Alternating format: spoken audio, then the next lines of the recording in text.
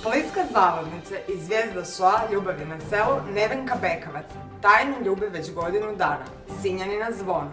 Par se upoznao u Međugorju, a markantni Dalmatinac navodno je zaprosio.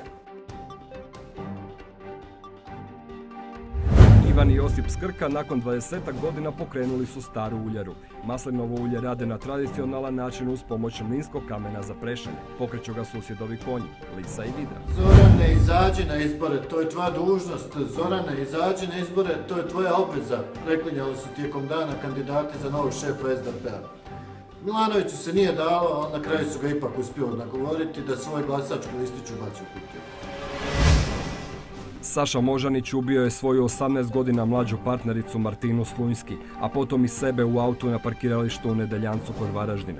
Par je bio u vezi 2 godine, a Martinine prijateljice kažu da ju je Saša maltretirao i bio obsesivno ljubomoran. Iza nje je ostala 5-godišnja kćer. U vatrogasni kombi koji je jutros žurio na intervenciju na križanju Avenije Dubrovnik i Većeslava Holjevca u Zagrebu zabila se vozačica Citroena. Kombi je završio na tramvajskim tračnicama. Ozlijeđeni su vozačica auta i 3 vatrogasaca. Neki vatrogasci nisu mogli izaći iz kombija, pa su kolege rezale dio vrata i oslobodili ih. Ljupka Novljaković iz Zagreba u dom teško oboljele Anite Herceg u Slavonskom Brodu dovezla je donaciju u medicinskoj opremi. Skupljeno je 13.000 kuna, a kupljene su stvari neophodne za Anitin oporavak. 28-godišnja Anita prije 2 godine doživjela je srčani arest od kojeg trpi teške posljedice. Otvoreni prostori sa puno ljudi kod rakova mogu izazvati napade i panike. Vage se panično boje starenja, bikovine i maština, a djevice bakterije.